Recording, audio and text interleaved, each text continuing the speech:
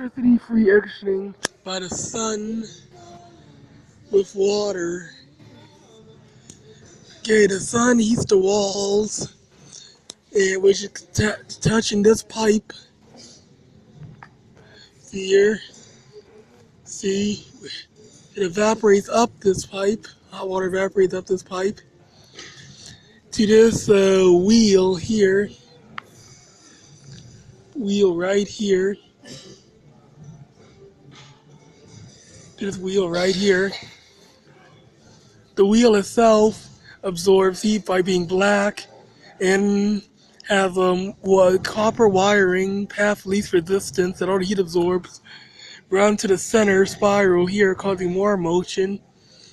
Also the motion of the heat of the evaporation, the flowing of very hot air, which expands in this large chamber here. The roof is thin but solid, so water cannot pass through, but heat can.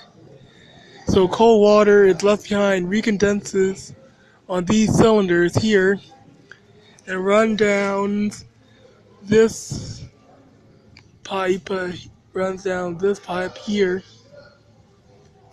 runs down and until to the bottom and reheated, and whole circulation happens again.